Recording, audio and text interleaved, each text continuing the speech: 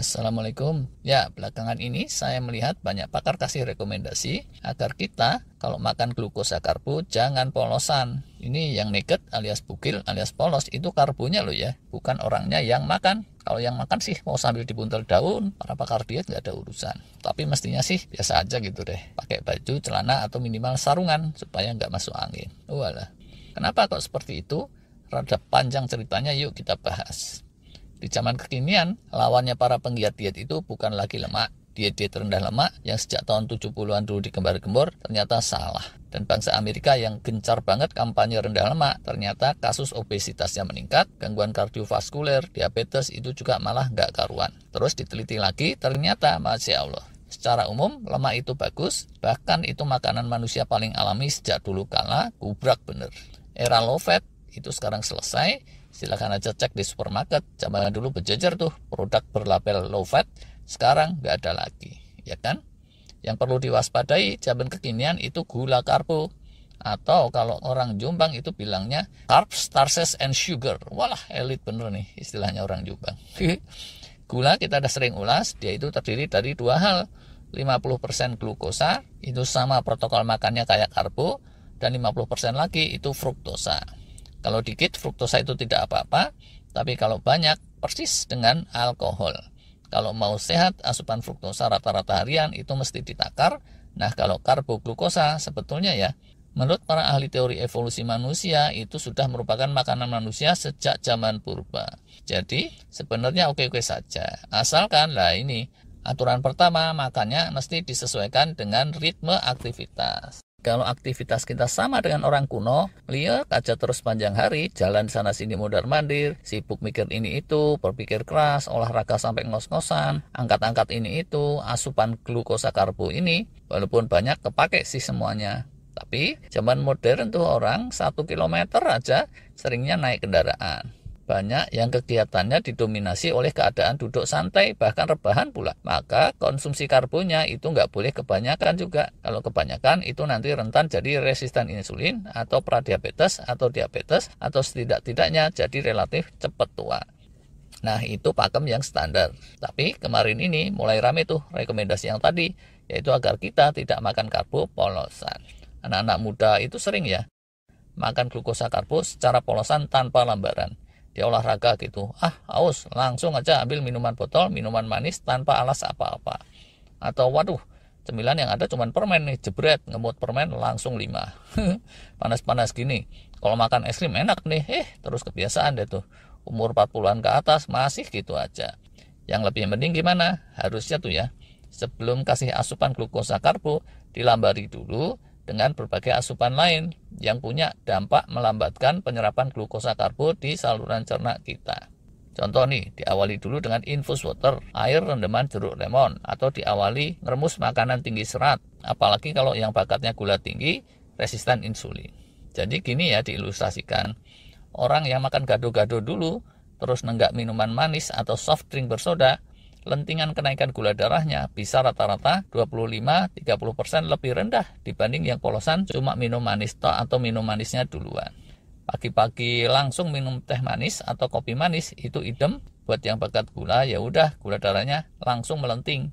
Tapi kalau sebelum minum manis itu diawali dulu dengan air rendaman jeruk lemon segelas, tetap melenting sih gula darahnya, tapi melentingnya lebih rendah sekitaran 25-30% dibanding yang nggak pakai lambaran. Mekanismenya gimana? Banyak tuh yang rangin di internet, tapi penjelasan ilmiahnya lain kali aja deh. Yang jelas, kalau karbo itu diasup bersamaan makanan sehat yang lain, enzim-enzim pencernaan kita juga jadi lebih bermunculan optimal. Dah gitu, gut mikrobiom di perut kita juga optimal membantu meredam apa-apa yang perlu diredam. Komposisinya juga jadi cenderung lebih bagus, yang baik-baik tambah subur, terus biota yang jelek-jelek menyingsing. Kalau penasaran silahkan aja eksperimen sendiri. Bangun pagi sebelum minum teh manis diukur kadar gula darah. Setelah minum ukur lagi. Besoknya coba gitu lagi. Tapi sebelum minum teh manis dilambari dulu dengan minum air lemon. Bener pak enggak tuh kata para pakar? Mestinya sih bener. Walaupun soal 25-30% itu bisa rada beda karena tadi itu angka rata-rata. Gimana ya andai kata minum air lemon itu bukan sebelum teh manis tapi setelahnya? Atau gimana kalau bareng jadi lemon tea gitu? Apakah ngaruh juga? Ternyata ya tetap ngaruh. tetap lebih bagus daripada polosan. Orang makan roti gitu karbo kan ya. Kalau polosan itu sehabis roti kenaikan gula darahnya paling pol tuh, dibandingkan kalau makan rotinya bareng keju misalnya, atau sehabis makan roti terus makan salad, atau salad dulu penutupnya baru roti. Dan yang juara paling parahnya tentu kalau nggak sekedar karbo tapi gula sisan. Dan karena itu hikmah pertama yang bisa jadi catatan kita, kalau makan karbo atau glukosa itu mesti dibarengin dengan asupan lain yang bisa melambatkan penyerapan glukosa karbo di perut kita. Yang terutama bisa melambatkan serat atau fiber, tapi selainnya itu bisa juga kecut-kecutan macam air dicampur cuka apel teh hijau atau semacam itu. Bisa juga dibarengin lemak atau seenggaknya bisa juga dibarengin protein. Selain itu, para pakar juga bilang urutan makan itu penting. Jadi tadi ya, walaupun habis roti terus salad itu juga mendingan, lebih baik lagi kalau saladnya duluan, rotinya terakhir. Beda signifikan, bukan sekedar beda sedikit gitu menurut para ahli. Tapi disclaimernya dari saya, ini saya cuma reportase, belum pernah nyoba meraktekin ngukur gula darah secara real time kayak gitu. Yang pada nyiapin buka puasa, bisa mikir lagi tuh. Buka puasa itu takjil pembukanya bubur sumsum yang diguyur gula Jawa cair. Itu gubrak banget sih. Berbukalah dengan yang manis, itu tuh mitos. Kita udah pernah bahas, nggak ada hadis bunyinya seperti itu. Takjil favoritnya Rasulullah Shallallahu Alaihi Wasallam itu rutop, kurma muda yang tinggi serat. Silahkan di googling kalau nggak percaya.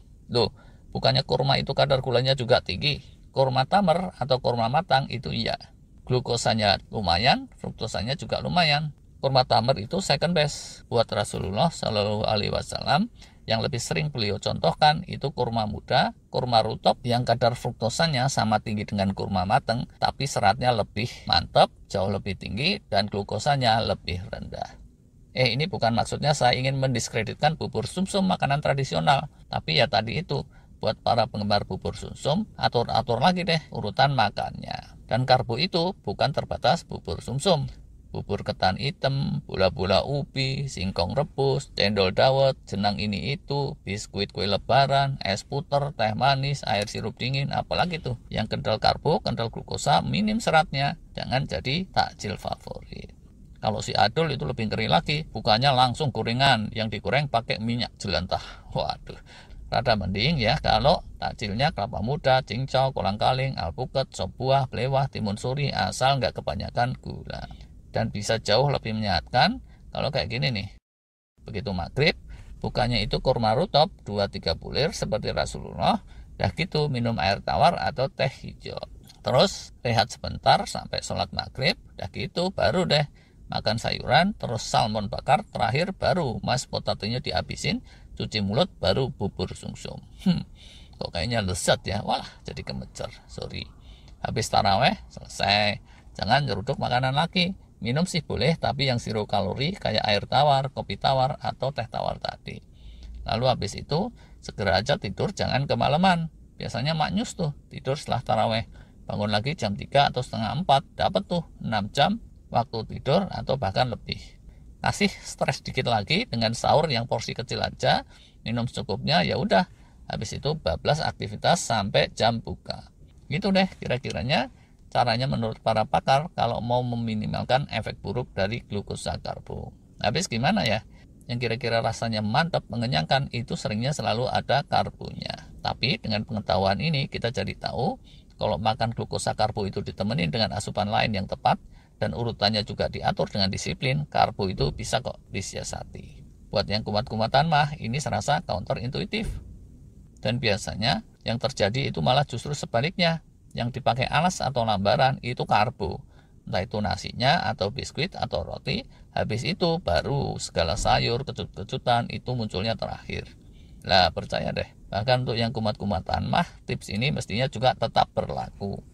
Realitanya ya, yang kumatan mah terus tiap makan diawali dengan karbo dulu, itu tetap aja kumat-kumatan. Artinya masa sih nggak mau insaf juga? Cara itu tuh rada salah. Memang sih secara jangka pendek itu lebih nyaman daripada kalau diawali dengan air jeruk. Tapi ya jangka panjangnya itulah yang lebih memicu healing. Walau pertamanya jeder menimbulkan ketidaknyamanan, setelah dilatihkan dikit akan terjadi pembiasaan. Pening di awal itu bakalan nggak ada lagi dan healingnya akan lebih muncul. mikrobiota di perut juga jadi lebih baik, gula dalam darah juga lebih baik. Ujungnya bisa menurunkan frekuensi kuman tanahnya atau malah bikin sembuh seterusnya. Bukankah itu sebenarnya yang lebih diharapkan dari sekedar nyaman untuk sejenak? Jadi janganlah belum-belum takut, jangan belum-belum udah jeri duluan, karena sesuai nasihat dari Bang Haji, takutlah hanya kepada Allah. Rada kejauhan nggak sih kalau nasihatnya sampai ke sana? Silakan aja direnungkan. Semoga benar ini saya meringkaskan dari berbagai sumber. Terima kasih.